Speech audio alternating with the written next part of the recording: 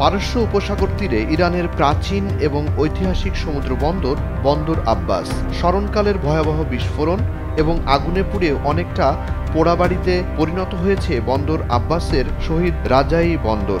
রাজধানী তেহরানের দক্ষিণে 1000 কিলোমিটারের বেশি দূরে অবস্থিত বন্দরটি বন্দর আব্বাস শহরের 23 কিলোমিটার পশ্চিমে এবং হরমুজ প্রণালীর উত্তরে অবস্থিত এই কন্টেইনার বন্দর দিয়ে বিশ্বের 1/5 তেল পরিবহন করা হয়। এসব কারণে বন্দর আব্বাসের গুরুত্ব আলাদা। আগুন লাগার পর বুঝতে পারা যায় কতটা গুরুত্বপূর্ণ বন্দর আব্বাস। তাই আগুন নেভাতে ব্যবহার করা হয় নতুন কিছু উপকরণ। দক্ষিণ ইরানের শহীদ রাজাই বন্দরের আগুন নেভাতে ব্যবহার করা হয় অগ্নি নির্বাপক এক বিশেষ পাউডার। হেলিকপ্টারে অগ্নি নির্বাপক পাউডার ফেলে আগুন নেভানোর চেষ্টা করে দেশটির রেড ক্রিসেন্ট। পাশাপাশি বন্দর আব্বাসে শহীদ রাজাই বন্দরের আগুন নেভাতে আকাশ থেকে পানি ফেলতে ব্যবহার করা হয় এয়ার ট্যাঙ্কার। ইরানের বন্দর আব্বাসে বিস্ফোরণে মৃতের সংখ্যা বেড়ে দাঁড়িয়েছে 80-তে আর আহত প্রায় 750। ইরানের স্বরাষ্ট্রমন্ত্রী ইস্কান্দার মোমেনি জানান, শহীদ রাজাই বন্দরের 80% আগুন নেভানো সম্ভব হয়েছে। আসছে কয়েক ঘন্টার মধ্যে এই আগুন পুরোপুরি নেভানো সম্ভব হবে বলে আশা করেন তিনি। বিস্ফোরণের ঘটনায় দক্ষিণ হরমুজগান প্রদেশে 3 দিনের শোক ঘোষণা করেছে ইরান।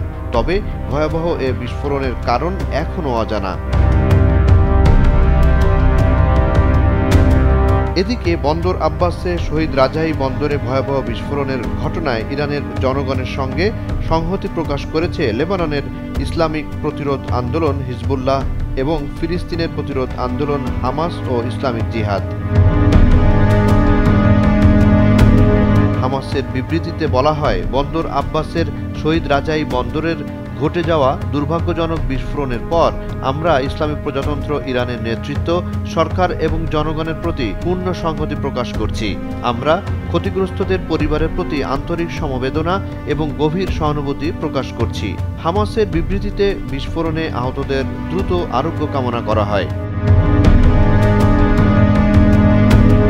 ফিলিস্তিনের ইসলামিক জিহাদ আন্দোলনও ইরানের সরকার এবং জনগণের প্রতি সমবেদনা প্রকাশের পাশাপাশি আহতদের দ্রুত আরোগ্য কামনা করে। এদিকে লেবাননের প্রতিরোধ আন্দোলন হিজবুল্লাহও বন্দর আব্বাসে বিস্ফোরণের ঘটনায় ইরানি জাতি ও সরকারের প্রতি সহানুভূতি প্রকাশ করে একটি বিবৃতি দিয়েছে। এতে বলা হয়, ইরানের বন্দর আব্বাসের শহীদ রাজাই বন্দরে মর্মান্তিক ঘটনায় আমরা গভীর সমবেদনা জানাচ্ছি। আমরা বিশ্বাস করি যে ইসলামী প্রজাতন্ত্র এই বেদনাদায়ক পরিস্থিতি কাটিয়ে উঠবে এবং জাতির স্বার্থে তার অগ্রগতি স্থিতিশীলতা অব্যাহত রাখবে। জুনায়েদ আলী সাকি, বৈশাখী সংবাদ।